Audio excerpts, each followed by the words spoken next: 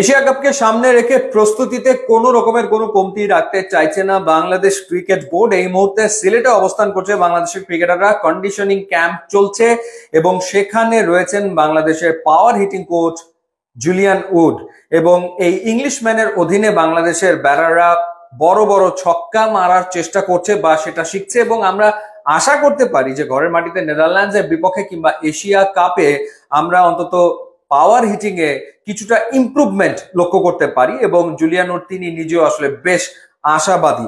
তিনি বলেছেন যে অস্ট্রেলিয়ান কিংবা ক্যারিবিয়ানরা তারা শারীরিক সক্ষমতায় বাংলাদেশি ক্রিকেটারদের চেয়ে এগিয়ে থাকলেও বাংলাদেশি ব্যাটারদের পক্ষেও আসলে পাওয়ার হিটিং করাটা খুবই সম্ভব এবং তারা সেটা আগামী দিনে করবে। এবার আরো একজনকে আসলে বাংলাদেশের টিম ম্যানেজমেন্টে অন্তর্ভুক্ত করার সিদ্ধান্ত নিয়েছে বিসিবি। তিনি একজন পারফরম্যান্স অ্যানালিস্ট, যিনি কাজ করেছেন ইন্ডিয়ান প্রিমিয়ার লিগ আইপিএল এর রাজস্থান রয়্যালস এর হয়ে। তার নাম হচ্ছে অক্ষয় হীরামান্থ। তিনি পারফরম্যান্স অ্যানালিস্ট হিসেবে বাংলাদেশ দলের সাথে থাকবেন 1 বছর, অর্থাৎ ইনিশিয়ালি 1 বছরের চুক্তি হয়েছে। মূল লক্ষ্য হচ্ছে এশিয়া কাপে সুফল পাওয়া এবং একই সাথে নেক্সট টি20 ওয়ার্ল্ড কাপে বাংলাদেশ যাতে ভালো করে সেই লক্ষ্যেই তাকে মূলত আসলে 1 বছরের চুক্তিতে আনা হয়েছে। এর আগে আমরা একজনকে দেখেছি বেশ লম্বা সময় ধরে কাজ করতে, প্রায় অর্ধযুগ ধরে কাজ করেছেন শ্রীনিবাসন, যিনি ছিলেন চন্দ্রশেখর, তিনি অর্ধযুগ ধরে কাজ করেছেন।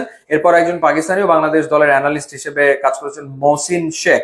তো ওয়েস্ট ইন্ডিজ ট্যুরের পর তাকে আসলে আর রাখা হয়নি, তার সাথে চুক্তি নবায়ন করা হয়নি। এর পরবর্তীতে বাংলাদেশের একজন পারফরমেন্স অ্যানালিস্ট যার নাম শাওন, তিনি আসলে কাজ চালিয়ে যাচ্ছিলেন, শাওন জাহান।